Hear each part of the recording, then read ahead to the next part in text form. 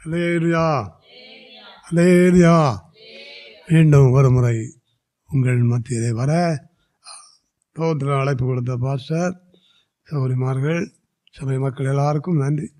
தொடர்ந்து சகோதரம் இந்த நாளிலும் கர்த்தர் நம்மை சந்திக்கும்படியாக, நம்மோடு பேசும்படியாக நாம் ஜெபத்தோடு கூட காணப்படுவோம். ஆமென். அல்லேலூயா, அல்லேலூயா. சோதரம் சோதரம் ஒரு பாடல், ஒரு கோரஸ் மட்டும் பாடுவோம்.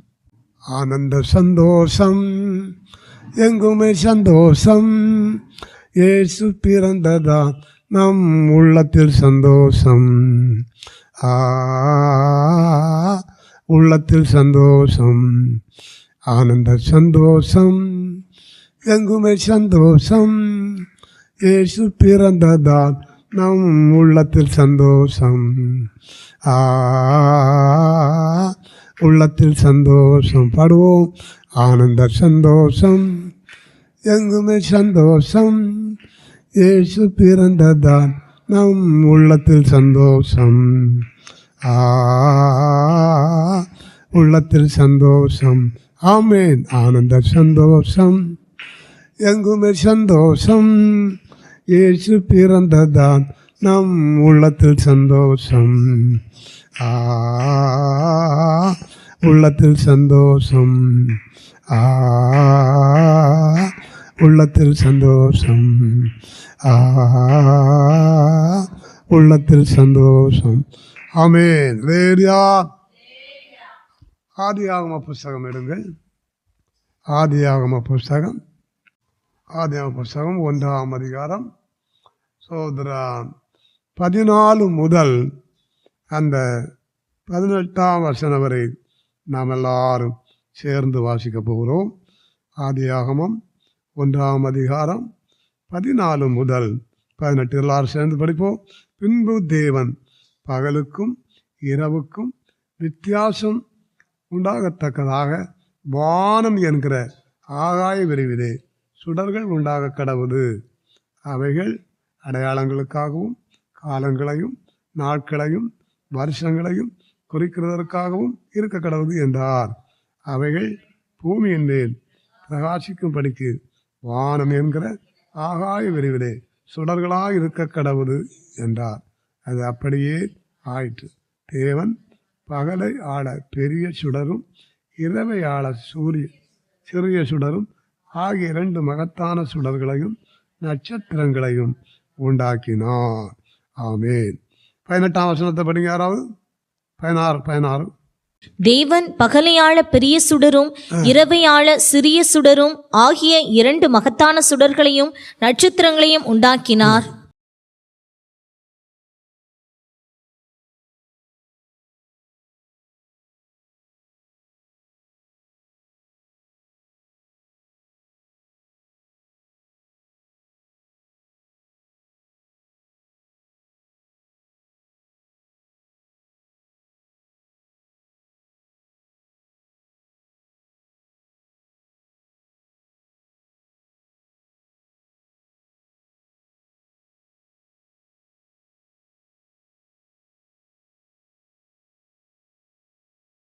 ஆமென். போதும். Praise the Lord. அல்லேலூயா.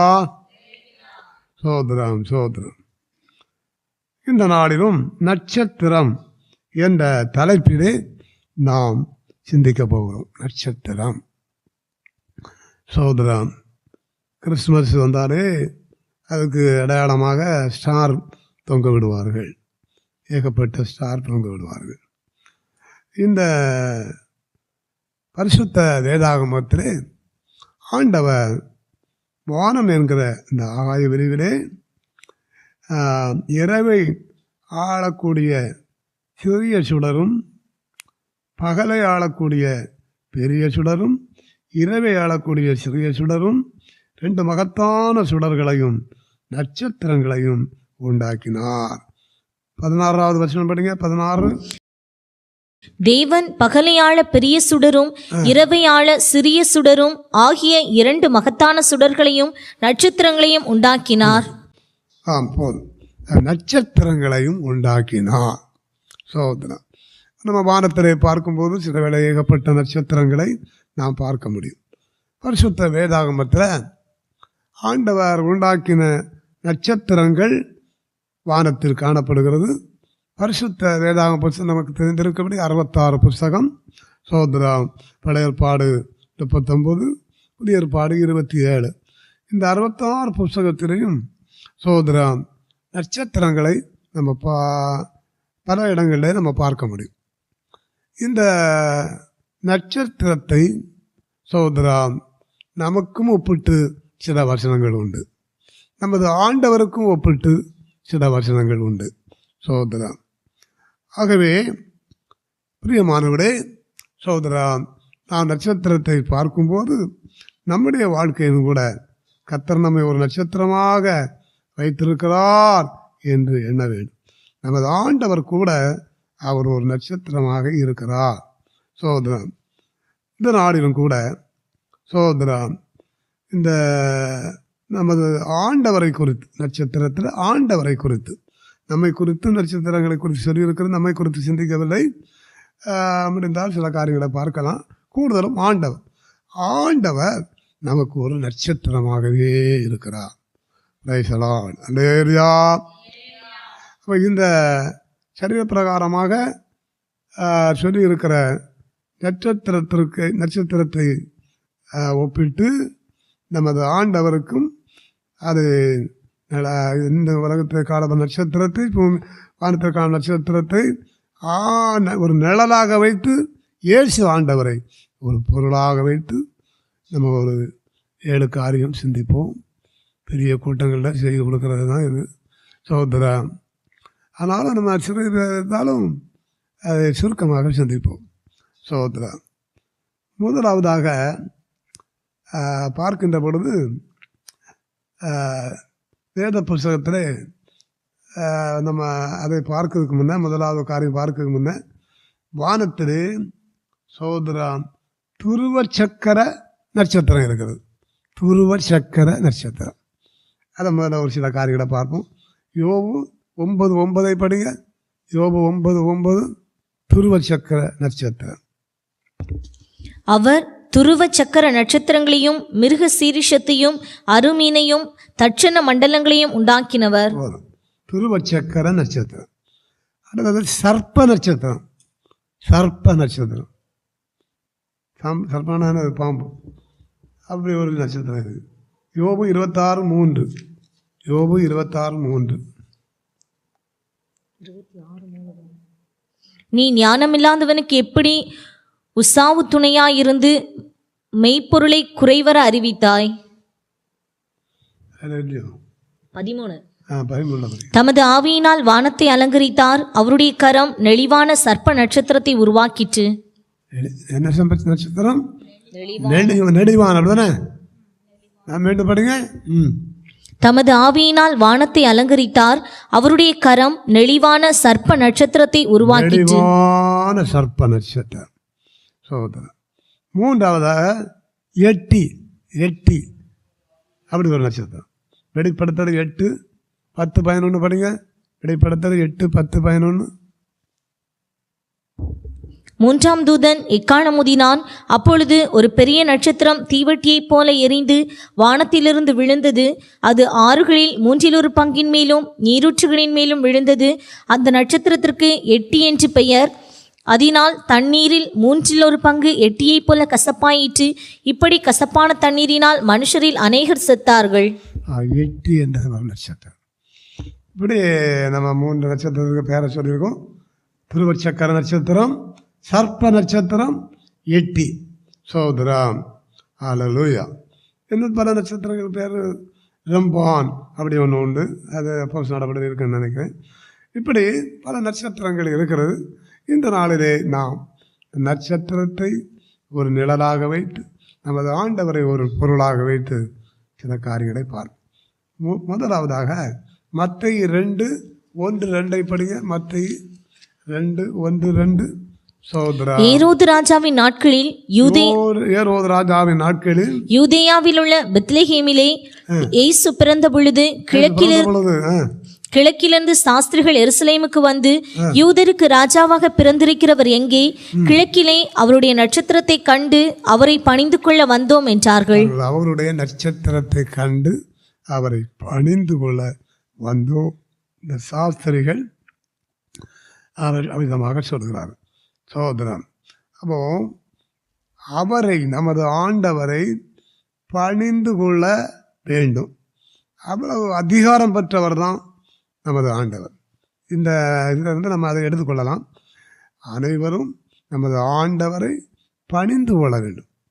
சோதரன் அதற்கு அதிகாரம் பெற்ற ஒரு நட்சத்திரம். அதான் நட்சத்திரத்தை கண்டு அவரை என்ன செய்யும்? பணிந்து கொள்ள வந்தோம். அப்போ இந்த உலகத்தில் உள்ள எல்லாரும் நமது ஆண்டவரை பணிந்து கொள்ள வேண்டும். சோத்ராம் அநேரியா சோத்ராம் சோத்ராம். அநேக மனிதர்களை பணிந்து கொள்கிறார்கள், விக்கிரகத்தை பணிந்து கொள்கிறார்கள். இப்படி பல விதத்திலும் பணிந்து கொள்ளப்படுதல் நடக்கிறது, இருக்கிறது. ஆனால் நம்முடைய வாழ்க்கையில் ஆண்டவரை தான் நம்ம பணிந்து கொள்ள வேண்டும். சோத்ராம் அதில் அவர் நம்மை உண்டாக்கினார், அவரை நான் அதனால் பணிந்து கொள்ள வேண்டும். உண்டாக்கினார். 95ஆம் சங்கீதம் 6ஆம் வசனம், 95:6. 95:6. நம்மை உண்டாக்கின கர்த்தருக்கு முன்பாக, நம்மை உண்டாக்கின கர்த்தருக்கு முன்பாக நாம் பணிந்து குனிந்து முழங்காற்படியிட கடவும் வாருங்கள். உண்டாக்கின தேவனாக இருக்கிறபடினால் அவரை நாம் பணிந்து கொள்ள வேண்டும். ஆண்டவர் வானத்தை உண்டாக்கினார், பூமியை உண்டாக்கினார், வானத்தில் காணப்படுகளை உண்டாக்கினார், பூமியிலே காணப்படுகளை உண்டாக்கினார், நம்மை உண்டாக்கினார், மனிதனை மனுஷியை உண்டாக்கினார். அவர் உண்டாக்கின தேவன், நம்மை உண்டாக்கின தேவன். ஆகையினால அவரை நம்ம பணிந்து கொள்ள, நம்ம உயிரோடு இருக்க வரையிலும் சகோதர சகோதரிகளே, சகோதரா, நம்மை உண்டாக்கின தேவனை நீங்கள் பணிந்து கொண்டே இருக்க வேண்டும். ரெண்டாவது, அவர் உயிர்த்த தேவன். அவர் இந்த உலகத்தில் வந்து நம்முடைய பாவங்களை எல்லாம் ஏற்றுக்கொண்டு பாவத்தை சுமந்து தீர்த்து அவர் சிலுவையில் அறையப்பட்டு மரித்தார். மரித்த தேவன் உயிர்த்தார். 3ஆம் நாள் என்ன செய்தார்? உயிரோடு எழுந்தினார். அந்த உயிர்த்த தேவனை நாம் பணிந்து கொள்ள வேண்டும். மற்ற எழுதின சுவிசேஷம் 28ஆம் அதிகாரம் 9ஆம் வசனம் படிங்க. 28:9. அவர்கள் அவருடைய சீஷர்களுக்கு அறிவிக்கப் போகிற போது இயேசு தாமே அவர்களுக்கு எதிர்பட்டு வாழ்க என்றார். அவர்கள் கிட்ட வந்து அவர் பாதங்களை தழுவி அவரை பணிந்து கொண்டார்கள். உயிர்த்தெழுந்த இயேசுவை பாதங்களை தழுவி அவர் பணிந்து கொண்டார். நம்முடைய ஆண்டவர் மரித்தார், ஆனாலும் இதோ சதா காலங்களிலும் உயிரோடு இருக்கிறார். மரித்து போனவர்கள் ஏராளமான மக்கள் அடக்கம் பண்ணப்பட்டு எழுந்திருக்க முடியாமல் இருக்கிறார்கள். ஆனால் கண்டிப்பாக ஒரு நாள் எழுந்திருக்கத்தான் போகிறார்கள். சோதரா, தற்கொலை செய்து மறித்தவங்க எழுந்திருப்பாங்க, வியாதியிலே மறித்தவங்க எழுந்திருப்பாங்க, ஆக்சிடென்ட்டில் மறித்தவங்க எழுந்திருப்பாங்க, கத்திரக்குள்ள மறித்தவங்களும் எழுந்திருப்பாங்க. சோதரா, அதில் நம்முடைய ஆண்டவர் சோதரா 3ஆம் நாள் உயிரோடு எழுந்தினார். அவர் உயிர்த்த தேவனாக, உயிரோடு இருக்கிற தேவனாக இருக்கிறபடினார அவரை நம்ம என்ன செய்யணும்? கண்டிப்பாக பணிந்து கொள்ளணும். உயிரோடு இருக்கிற ஆண்டவரை அங்கே பணிந்து கொண்டதை நாம் பார்க்கிறோம். அல்லேலூயா. அவர் உயிரோடு இருக்கிறதுனால தான் நாம் உயிரோடு இருக்கிறோம். சகோதரன், நான் கர்த்தர், நான் மாறாதவர், ஆகையால் யாக்கோபின் புத்திரராகிய நீங்கள் என்ன செய்யவில்லை? நிர்மூலமாகவில்லை. மல்கியா புஸ்தகத்தில் இருக்குன்னு நினைக்கிறேன். அப்போ அவர் மாறாதவர், உயிரோடு இருக்கிறவர் மாறாதவர். அதனால தான் நம்ம உயிரோடு இருக்கிறோம். சோத்ரா சோத்ரா அல்லேலூயா. அவரை அறியாமல் எந்த மரணமும் வருகிறதும் இல்லை. சோத்ரா, உயிர்த்த தேவன். சோத்ரா, இந்த உயிர்த்த தேவனை நாம் பணிந்து கொள்ள வேண்டும். அடுத்தது ஆண்டவர்.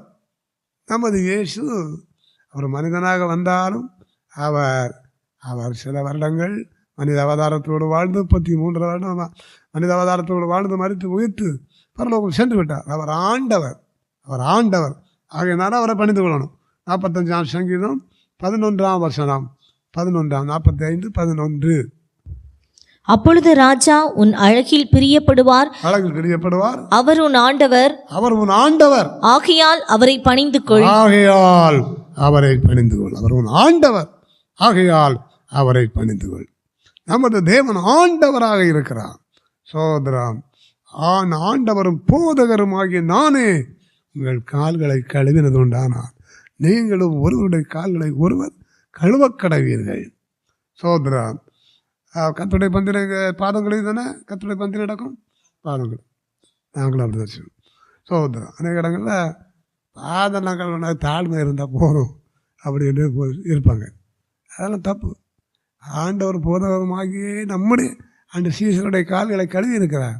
அதனால் நாம் கழுவ வேண்டும் என்று யோவான் 13ஆம் அதிகாரத்தில் அதை நம்ம பார்க்க முடியும். அப்போ நமது தேவன் நமது இயேசு அவர் ஆண்டவராகவே இருக்கிறார். எல்லாரும் ஆண்டவர் கிடையாது. உலகத்தில் எத்தனையோ அவதாரங்கள் வந்திருக்கிறது. அதெல்லாம் அந்த அவதாரங்கள் எல்லாம் ஆண்டவர் கிடையாது, ஆண்டவன் என்று சொல்லலாம். அப்போ அதை விட புருஷனை பற்றியும் குடும்பத்தில் புருஷன் மனைவி வாழ்வோட புருஷனையும் ஆண்டவன், சாராள் ஆபிரகாமை ஆண்டவன் என்று ஆண்டவர் யாரும் கிடையாது, இயேசுதான் ஆண்டவர். அல்லேலூயா. அவர் ஆண்டவராகவே இருக்கிறார். நம்முடைய உள்ளத்தை ஆளக்கூடிய ஆண்டவராக இருக்கிறார். நம்முடைய வாழ்க்கையிலே சமாதானம் தரக்கூடிய ஆண்டவராக இருக்கிறார். நம்முடைய வாழ்க்கையிலே ரட்சிப்பை தரக்கூடிய ஆண்டவராக இருக்கிறார். நம்முடைய ஆண்டவர் நமக்கு பரிசுத்தாவின் வல்லமையை தருகிற ஆண்டவராக இருக்கிறார். நமது ஆண்டவர் நமக்கு சுகம், நமது இயேசு நமக்கு சுகம் தரக்கூடிய ஆண்டவர். எல்லாவற்றுக்கும் அவர் ஆண்டவர் தான். அவர் தான் ஆண்டவர். இந்த ஆண்டவர் ஆகையினால் அவரை பணிந்து கொள். மூன்றாவதாக என்ன ஒரு காரியத்தை பார்த்து, நாலாவதாக முதல்ல உண்டாக்கினபடி தான் அவரை பணிந்து கொள்ளணும். உயிர்த்த தேவனை பணிந்து கொள்ளணும். அவர் நம்மை ஆண்டவர், அவரை பணிந்து கொள்ளணும். உபாகமம் 26:10 படிங்க. உபாகமம் 26:10. சோதரம்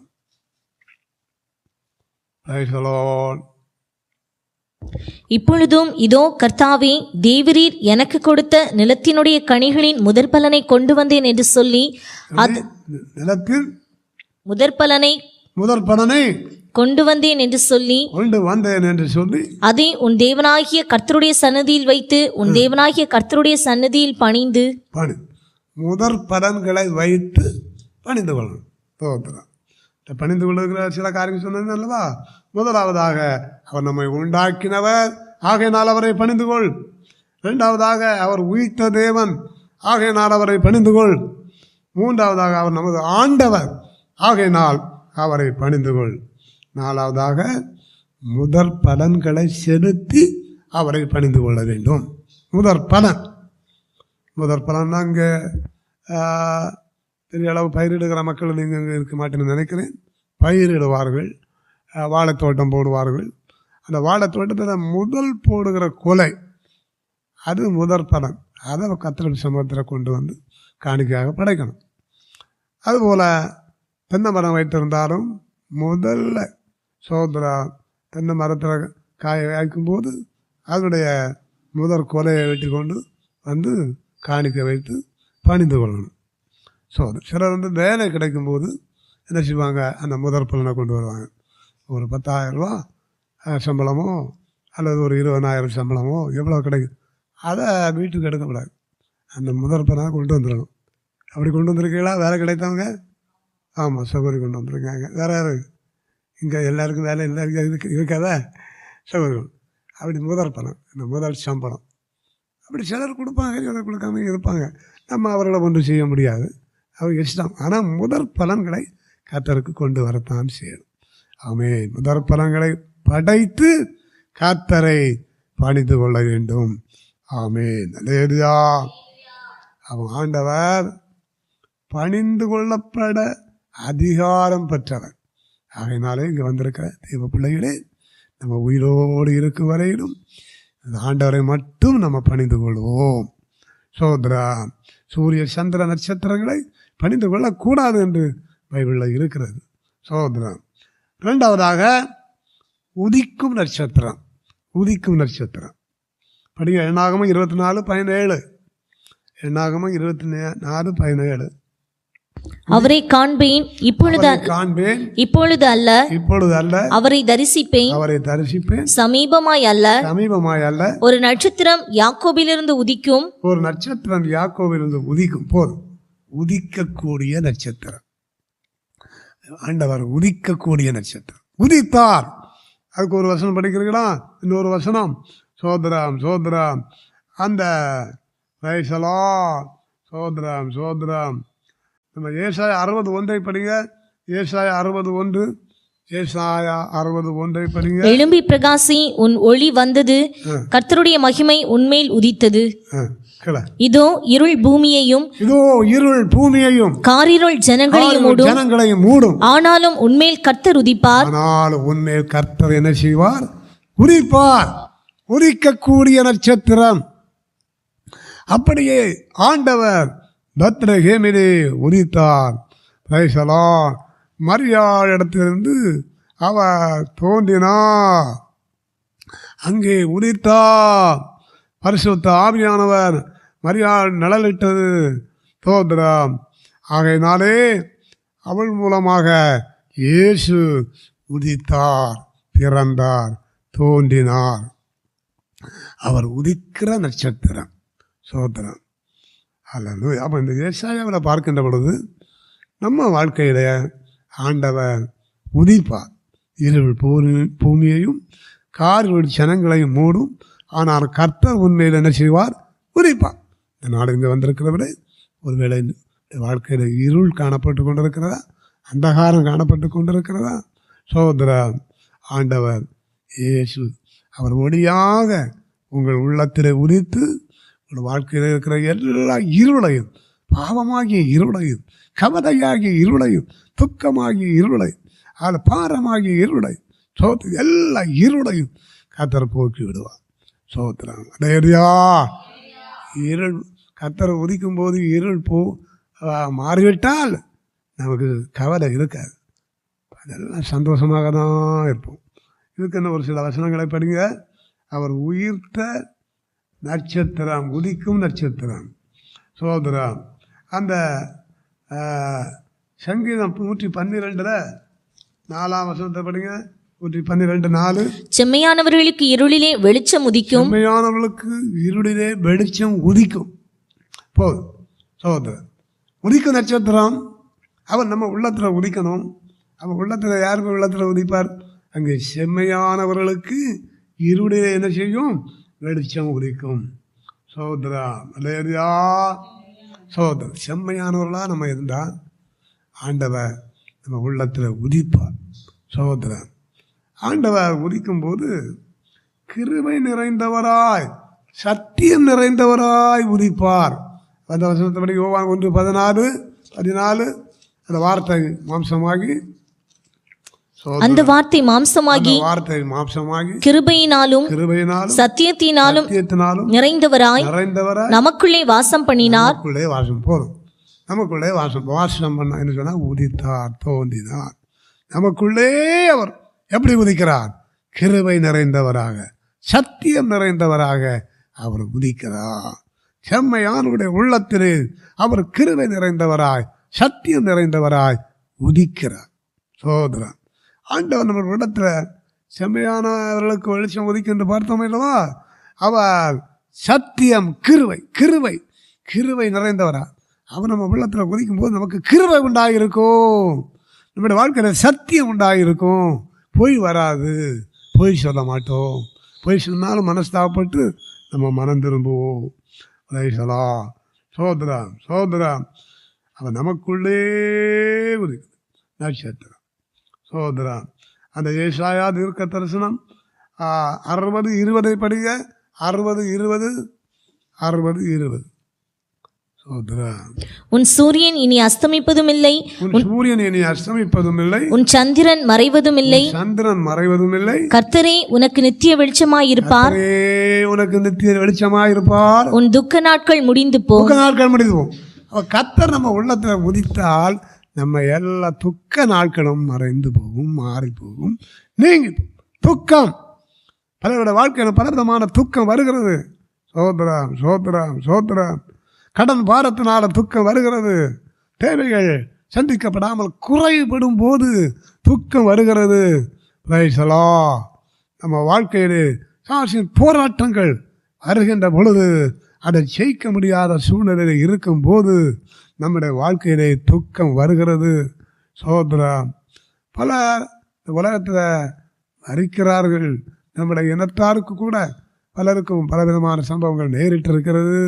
சகோதரன், நேரிடாமல் கர்த்தர் காப்பாராக. மரணத்தினாலே ஏராளமான மக்கள் துக்கப்படுகிறார்.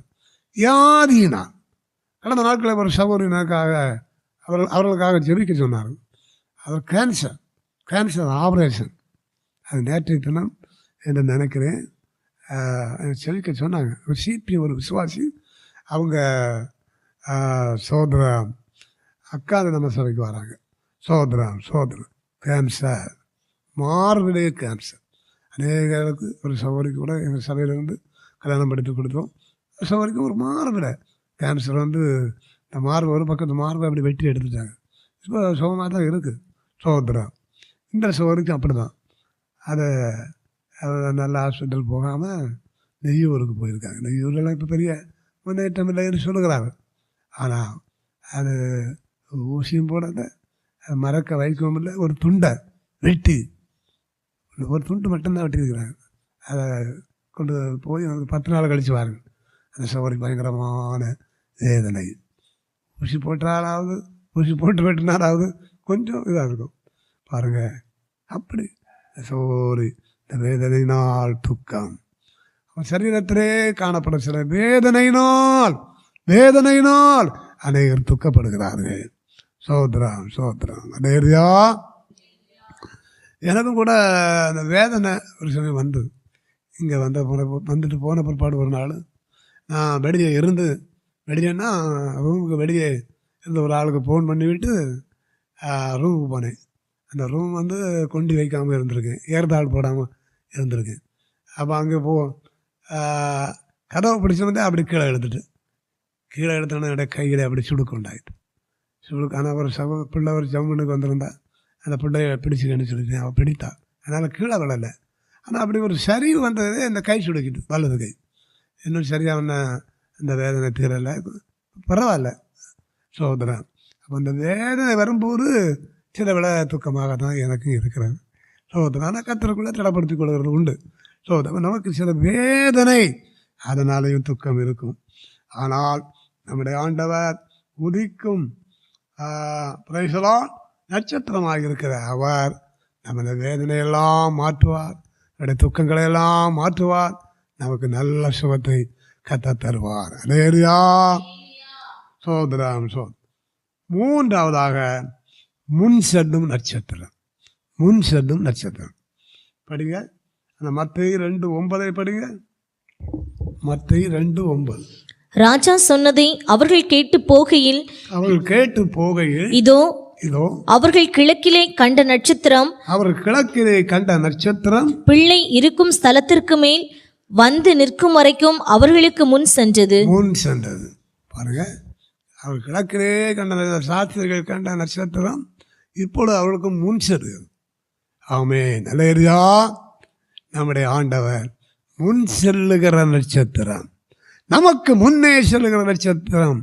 ரட்சிக்கப்பட்டவர்களே, கர்த்தரை ஏற்றுக்கொண்டவர்களே, ஹல்லேலூயா, மனம் திரும்பினவர்களே, ஞானஸ்நானம் எடுத்தவர்களே, அபிஷேகம் பெற்றவர்களே, ஆண்டவர் உங்களுக்கு முன் செல்லுகிற ஒரு நட்சத்திரம். கர்த்தர் நமக்கு முன்னே போய் கோணலானவைகளெல்லாம் செவையாக்குவாராம். அந்த வசனத்தை படிங்க. சோத்ரா. ஆமென். ஏசாயா 45:2 படிங்க. ஏசாயா 45:2. நான் உனக்கு முன்னே போய் கோணலானவைகளை செவ்வையாக்குவேன். நமக்கு முன்னே செல்லுகிற நட்சத்திரம் அவர் என்ன செய்வார்? நமக்கு முன்னே சென்று கோணலான வாழ்க்கை சிலர் இருக்கிறது. சிலருடைய வாழ்க்கையில் நேரான வாழ்க்கை இல்லை, கோணலான ஒரு வாழ்க்கை தான், கோணலான ஒரு ஜீவியம் தான். கோணலானவைகள் இருக்கிறதா சகோதரன்? நம்ம வாழ்க்கையில் கோணலானவைகள் இருக்கிறது சகோதரா. இந்த கோணலானவைகளெல்லாம் கர்த்தர் நமக்கு முன்னே சென்று அது சரியாக்கி போடுவார். கூணரானது சரியாக்குவார், நேராக்குவார். சகோதரம், வாழ்க்கையிலே சில காரியங்களெல்லாம் எந்த முறை நடக்க முடியாதபடி இருக்கிறதா, கூணரான நிலையிலே இருக்கிறதா, பயப்படாதுங்க. கர்த்தர் நமக்கு முன்னே சென்று எதெல்லாம் கூணராக இருக்கிறது அதெல்லாம் செவ்வையாக்குவார். அதனாலே முன் செல்லும் நட்சத்திரத்தை நோக்கி பார்க்க வேண்டும். அடுத்ததாக பார்த்தால் நமக்கு முன் செல்லும் நட்சத்திரத்தை பார்க்கும்போது வாக்குத்தத்தம் கொடுக்கிறார் மோசேக்கு. யாத்திராகம் 33:14 படிங்க. 33:14. அதற்கு அவர், என் சமூகம் உனக்கு முன்பாக செல்லும், நான் என் சமூகம் உனக்கு முன்பாக செல்லும், உனக்கு முன்பாக செல்லும், நான் உனக்கு இளைப்பாறுதல் தருவேன் என்றார். ஆண்டவர் நமக்கு முன் செல்கிற தேவன் நமக்கு நல்ல இளைப்பாறுதலை தருவார். அல்லேலூயா. நமக்கு முன்னே சென்று நம்ம கவலையெல்லாம் போக்கி இளைப்பாறுதலை தருவார்.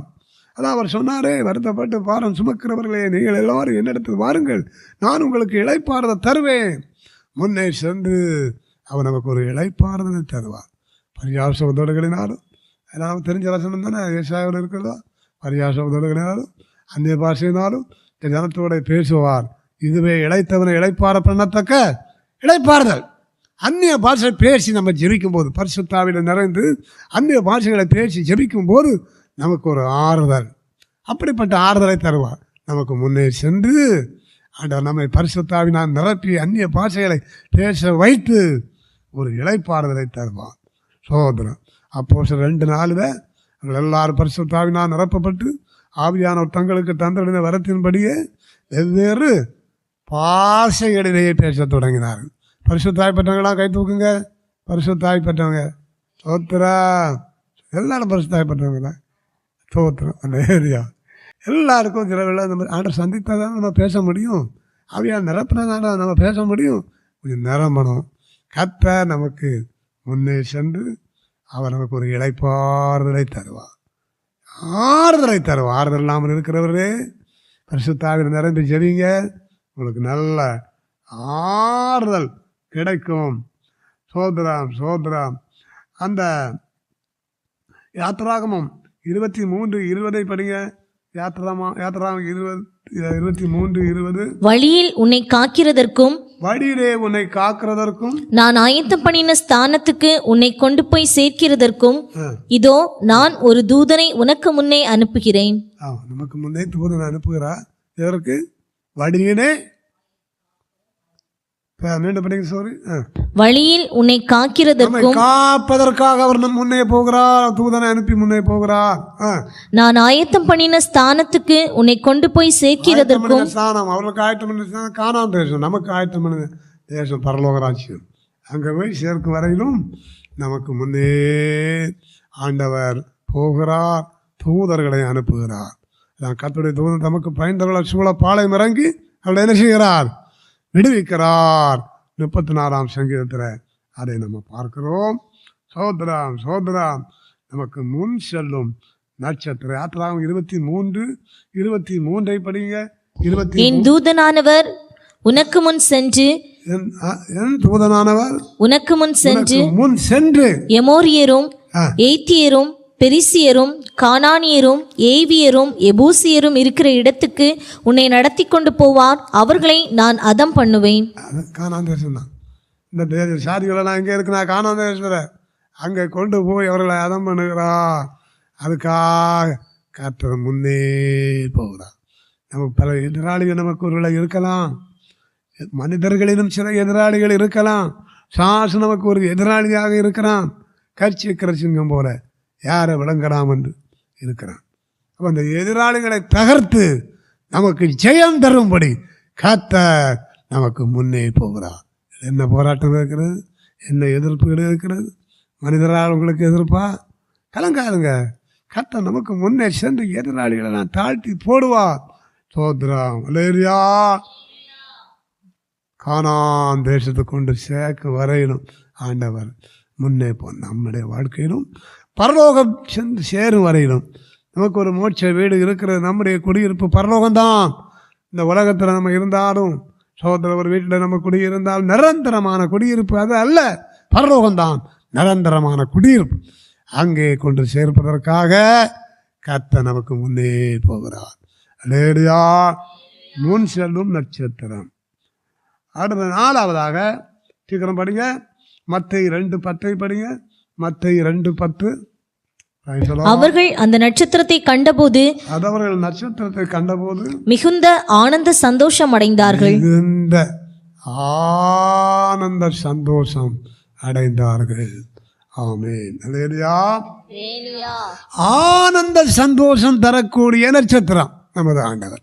எல்லாருக்கும் ஆனந்த சந்தோஷம் வேணும். சாதாரணமான சந்தோஷம் இல்லை, ஆனந்த சந்தோஷம். சோதராம் சோதராம். ஆண்டவர் ஆனந்த சந்தோஷத்தை நமக்கு தருவார். பிரியமானவர்களே, சங்கீத புஸ்தகத்தில் 4ஆம் சங்கீதத்தை அங்கே நம்ம பார்க்கும்போது அதிக சந்தோஷம். 4:7 படிங்க. அவர்களுக்கு தானியமும் திராட்சரசம் பெருகியிருக்கிற காலத்தின் சந்தோஷத்தை பார்க்கிலும் அதிக சந்தோஷத்தை என் இருதயத்தில் தந்தீர். அதிக சந்தோஷம், ஆனந்த சந்தோஷம், அதிக சந்தோஷம், ஆனந்த சந்தோஷம். அந்த நட்சத்திரம், இயேசுவாகிய நட்சத்திரம் நமக்கு ஆனந்த சந்தோஷத்தை கொடுக்குது. அதிக சந்தோஷத்தை கொடுக்குறவ. சந்தோஷம் இல்லாமல் இருக்கிறீங்களா? எப்போ சந்தோஷமாக தான் இருக்கணும். கர்த்தருக்குள் எப்படி இருங்க? சந்தோஷமாக இருங்க, சந்தோஷமாக இருங்கள் என்று மறுபடியும் உங்களுக்கு சொல்கிறேன். பிலிப்பியர் 4ஆம் அதிகாரத்தில் அது இருக்குது. சந்தோஷமாக இருங்க. சிலர்கள் நமக்கு வேதனை வந்தாலும் அந்த வேதனையிலையும் சோத்திரம்னு சொல்லி சந்தோஷமாக இருங்க. முறுமுறுத்து விடக்கூடாது. சோதரம் நஷ்டம் வந்தாலும் நம்ம ஆண்டவரை குறை சொல்லி நம்ம சந்தோஷத்தை விட்டுறக்கூடாது. அவன் யோபுடைய வாழ்க்கையில் 11,000 மிருக ஜீவன், 10 பிள்ளைகள் எல்லாம் போச்சு. 10 பிள்ளைகள் போச்சு, 11,000 மிருக ஜீவன் போச்சு. கர்த்தர் கொடுத்தார், கர்த்தர் எடுத்தார். கர்த்தருடைய நாமத்து என்னது? சோதரம். அல்லேலூயா. அப்படி எல்லாரும் சோதனம் பண்ண முடியாது. ஒன்று போனாலே பெரிய கஷ்டம். சோதரம். ஒரு மிருக ஜீவன் கூட 50,000 இப்படியெல்லாம் நல்ல விலை உயர்ந்த மாடுகள் இருக்குது, பசுக்கள் இருக்கிறது. ஒரு பசு போனாலே தாங்க முடியாது. ஆனால் மோசே யோபு என்ன சொல்கிறார்? கர்த்தர் தான் இதை கொடுத்தார். 11,000 மிருக ஜீவன் அவர் தான் கொடுத்தார். 10 பிள்ளைகளையும் அவர் தான் கொடுத்தார். இன்றைய மக்கள் பிள்ளைகள் இல்லாமல் இருக்கிறாங்க. இந்த 10 பிள்ளைகள் அவர் தான் தந்தார். அவர் எடுத்தார். சோத்திரம். அதேரியா சோத்திரம். நம்முடைய வாழ்க்கையில் நஷ்டம் வந்தாலும் சோத்திரம் பண்ணுவோம், மரணம் வந்தாலும் சோத்திரம் பண்ணுவோம். சோதரான். அதே வேளை யோபுக்கு அடுத்ததாக புண்கள், உள்ளங்கால் தொடங்கி உச்சந்தலை மட்டும் கொட்டிய பருக்கள். அப்பொழுது மனைவி என்ன சொல்லுகிறார்? நீ உத்தமத்தில் உறுதியாக இருக்கிறீர்களோ, தேவனை தூஷித்து என்ன செய்யும்? ஜீவனை விடும். சோதரான். அல்லேலூயா. அந்த பருக்கள் மத்தியில் அங்கே அவன் என்ன சொல்கிறான்? தேவனிடத்தின் நன்மை பெற்ற நாம் தீமையும் பெற வேண்டாமோ.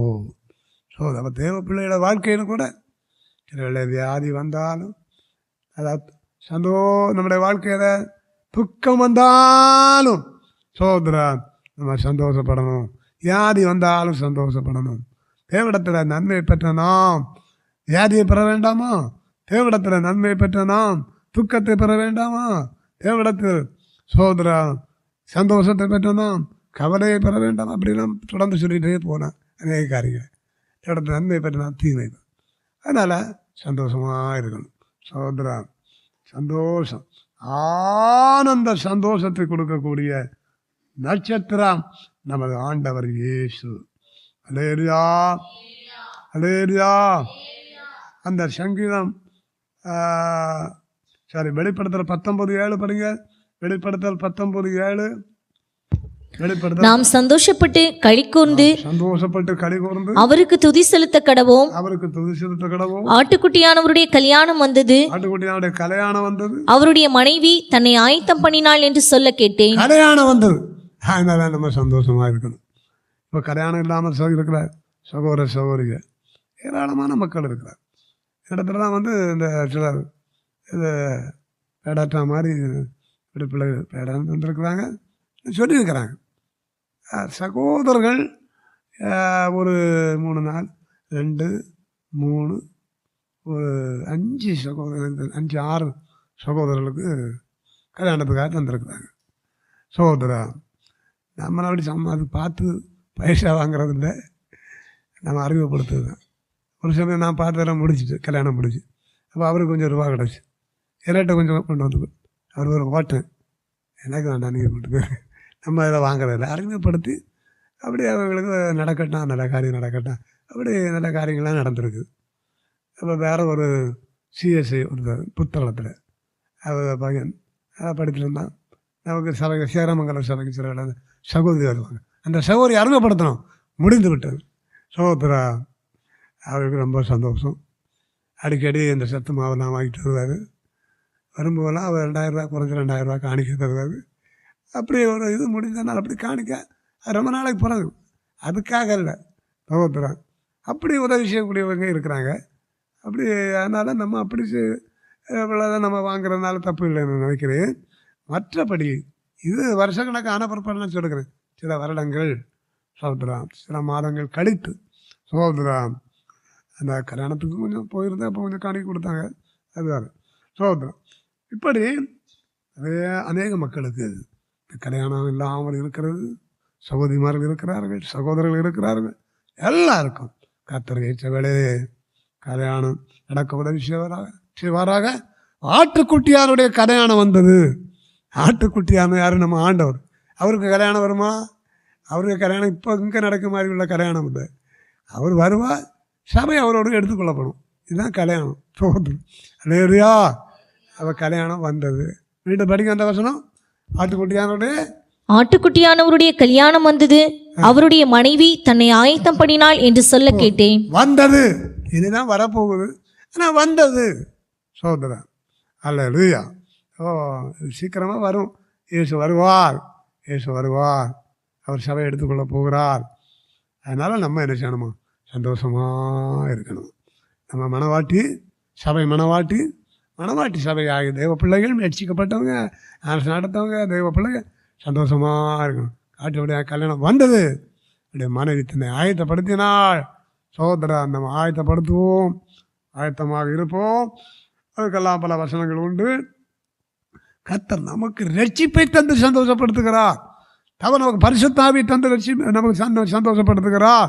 தேவன் நமக்கு கிருபை வரங்களை தந்து நம்மை என்ன செய்கிறார்? சந்தோஷப்படு. சீசர்கள் சந்தோஷத்தினாலும் பரிசுத்தாவினாலும் நிரப்பப்பட்டார்கள். அதை நாம் அப்போஸ்தலர் நடவடிக்கைகளில் நாம் பார்க்கின்றோம். 13ஆம் அதிகாரம் 52ஆம் வசனம் நினைக்கிறேன், படிங்க. 52, 13, 52. சீஷர்கள் சந்தோஷத்தினாலும் பரிசுத்த ஆவியினாலும் நிரப்பப்பட்டார்கள். சந்தோஷத்தினால். அப்போ 5ஆவதாக யுத்தம் பண்ணுகிற நட்சத்திரம். யுத்தம் பண்ணுகிற நட்சத்திரம். ஆண்டவர் யுத்தம் பண்ணுவார். சோதரம் அல்லேலூயா. சோதரம் பாவத்தை போக்கும், பயமதை நீக்கும், பரம சந்தோஷம் பக்தரு கழிக்கும். பாவத்தை போக்கும், பயமதை நீக்கும், பரம சந்தோஷம் பக்தரு கழிக்கும். இயேசுவின் நாமம் இனிதான நாமம், இணையில்லா நாமம், இன்ப நாமம். எங்கள் நாமம் இனிதான நாமம், இணையில்லா நாமம், இன்ப நாமம். ஆமென். அல்லேலூயா. படிங்க நியாயாதிபதிகள் 5:20. யுத்தம் பண்ணுகிற நட்சத்திரம் சிசராவோடு. அந்த வானத்திலிருந்து யுத்தம் உண்டாயிற்று, வானத்திலிருந்து யுத்தம் உண்டாயிற்று. நட்சத்திரங்கள் தங்கள் அயனங்களிலிருந்து சிசராவோடு அயனங்களிலிருந்து சிசராவோடு யுத்தம் பண்ணின. சிசராவோடு யுத்தம் பண்ணினார்கள். யுத்தம் பண்ணின யுத்தம் பண்ணின நட்சத்திரம் யுத்தம் பண்ணின. சோத்திரம். ஹல்லேலூயா. இப்போ நாமும் கூட நட்சத்திரமாக இருக்கிறோம். சில வேளை யுத்தம் பண்ணுறாங்க, ஒருவருக்கு ஒரு யுத்தம். சோத்திரம். சில வேளை புருஷன் மனைவிக்குள்ள யுத்தம் வந்துடும், சில பெற்றோர் பிள்ளைகளுக்குள்ள யுத்தம் வந்துடும், சில வேளை ஊழியக்காரர்களுக்குள்ள யுத்தம். இங்கெல்லாம் சௌகரியமானவர்கள் அப்படி வராது. சில இடங்கள் அப்படி வந்திருக்கு. சோத்திரம். அல்லேலூயா. அப்படி இப்படி யுத்தம் பண்ணி ஊழியக்காரர்கள் 2 பேரும் இருப்பாங்க. அப்படி யுத்தம் வந்துடும். நான் இருக்க மாட்டேன், வீட்டுக்கு போடுவான். ஒத்தையாக தான் இருக்கணும். சோத்திரம்.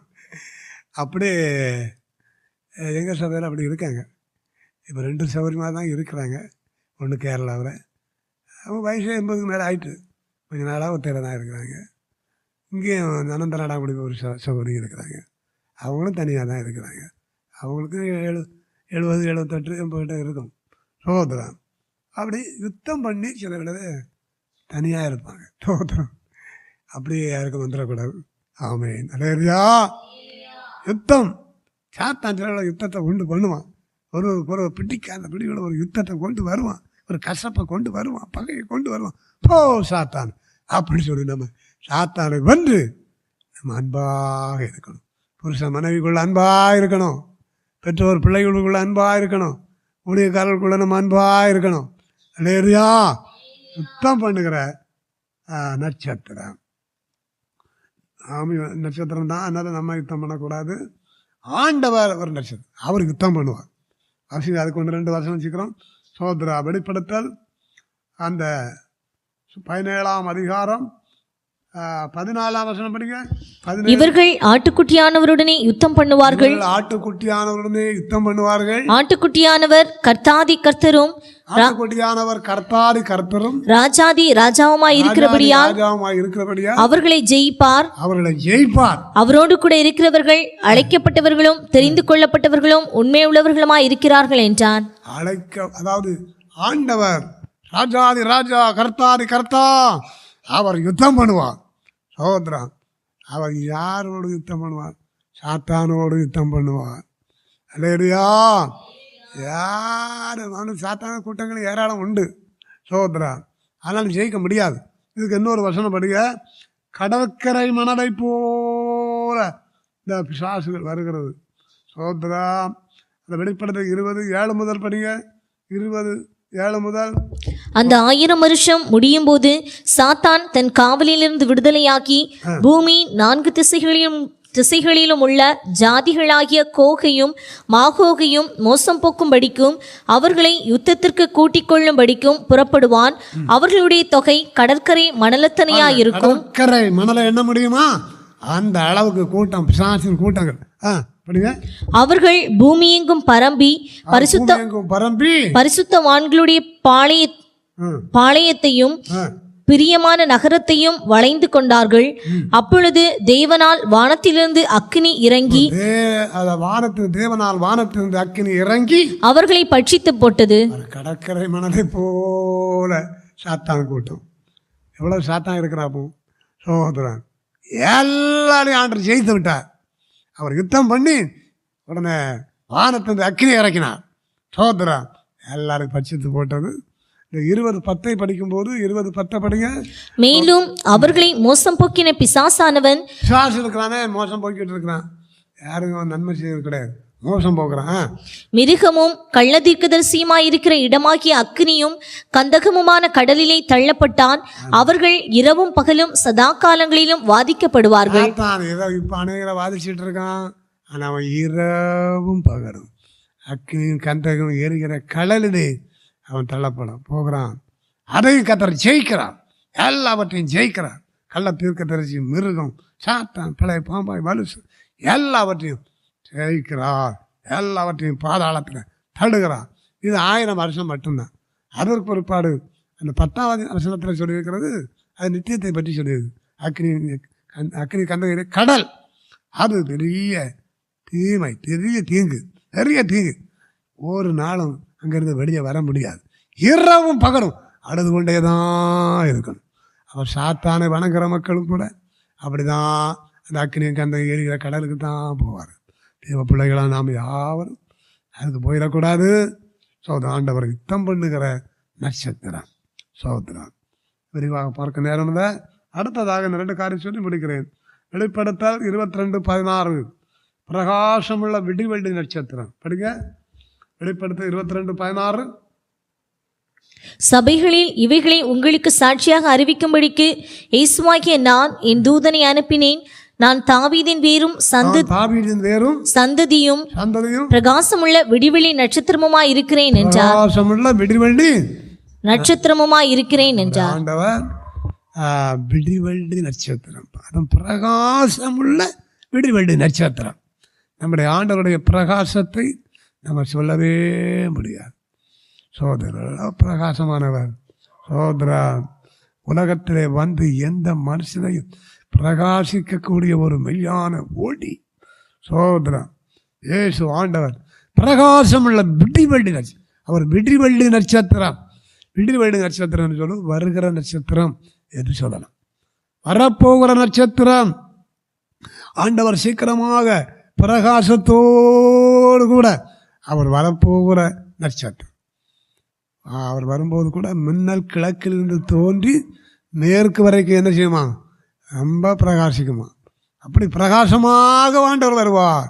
சகோதரா, அந்த சகரியா புஸ்தகத்தில் 14:7 சாயங்காலத்தில் வெளிச்சம் உண்டாகும். அப்படிதான் ஒரு வசனம். ஒரு நாள் உண்டு, அது கர்த்தருக்கு தெரிந்தது, அது பகலும் அல்ல. ஒரு நாள் உண்டு, இந்த வருகை பற்றி தான் நினைக்கிறேன். ஒரு நாள் உண்டு, அது கர்த்தருக்கு தெரிந்தது, கர்த்தருக்கு தெரிந்தது, அது பகலும் அல்ல, அது பகலும் அல்ல, இரவும் அல்ல, இரவும் அல்ல. ஆனாலும் சாயங்காலத்திலே வெளிச்சம் உண்டாகும். சாயங்காலத்தில் வெளிச்சம். சாயங்கால வேளையில கர்த்தர் வந்தாலும் வரலாம். நான் திட்டமாக சொல்ல முடியாது. சாயங்காலத்தில் ஒரு வெளிச்சம் உண்டாக போகிறது. அது எந்த நாளும் தெரியலை. அப்படி வெளிச்சமாக அவர் வருவார். சீக்கிரமாக வருவார். நிறைய வசனங்கள் இருக்கிறல்லவா, சீக்கிரமாக வருகிறேன்னு சொல்லுகிறார். அதனால் நம்முடைய ஆண்டவர் சோதரா வருகிற இன்னும் கொஞ்ச காலத்தில் வருவார். சோதரா சீக்கிரமாக வருவார். சோதரா மெய்யாக வருவார். ஆரவாரத்தோடு வருவார். பிரதான தூணுடைய சத்தத்தோடு வருவார். தேவைய காலத்தோடு வருவார். அவர் பிரகாசமுள்ள நட்சத்திரம், வரப்போகிற நட்சத்திரம், வெளிச்சமாக வரப்போகிற நட்சத்திரம் வந்து சோதர ஆயத்தமாக இருக்கிறவரை கத்தர் கூட்டி சேர்ப்பார். இல்லையா? நம்மையும் கத்தர் கூட்டி சேர்ப்பாராக. சரி, நான் கடைசியாக நிறைய வசனங்களை விட்டு விடுகிறேன். கடைசியாக ஆளுகிற நட்சத்திரம். ஆளுகிற நட்சத்திரம் படிங்க. அந்த சங்கீதம் 136 அந்த 9 நினைக்கிறேன். பாருங்க, 136:9. இரவில் ஆள சந்திரனையும் நட்சத்திரங்களையும் படைத்தவரை துதியுங்கள், அவர் கிருபை என்றும் உள்ளது. அப்ப இரவை ஆள சந்திரனையும் நட்சத்திரம். அப்ப நட்சத்திரம் என்ன செய்கிறது? இரவிலே ஆளுகிறது. இல்லையா? பகலில் கூட பெரிய அளவு நட்சத்திரத்தை பார்க்க முடியாது, இரவுல தான். அப்போ இரவை அதை ஆளுகிறது. சந்திரனும் இரவிலே ஆளுகிறது, சூரியன் பகலில் ஆளுகிறது. ஆளுகிற நட்சத்திரம் நம்முடைய ஆண்டவர். ஆளுகிற நட்சத்திரம் சகோதரன். அதுக்கு இந்த லூக்கா சுவிசேஷத்தில் அவருடைய பிறப்பை பற்றி சொல்லும்போது அங்கே என்ன சொல்லியிருக்கிறதுனா, லூக்கா 1:33 படிங்க. 33 லூக்கா 1:33. அவர் யாக்கோபின் குடும்பத்தாரை என்றென்றைக்கும் அரசாளுவார், அவருடைய ராஜ்யத்துக்கு முடிவிராது என்றான்.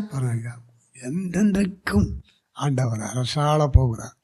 இந்த உலகத்தில் அவர் 1000 வருஷம் அவர் ஆளுகை செய்ய போகிறார். அதுபிற்பாடு இந்த வான பூமியெல்லாம் மாறி போகும். அதுக்கப்புறப்பாடு புதிய வானம் புதிய பூமியை உண்டாக்குவார். பரலோகத்தில் ஆண்டவர் இருந்து நித்திய காலமாக ஆளுகை செய்வார். ஒரு கூட்ட மக்கள் அவரோடு கூட இருப்பார்கள். அல்லேலூயா. அப்போ அவரோடு கூட ஆளுகை செய்வதற்குள்ள 2-3 வசனம்.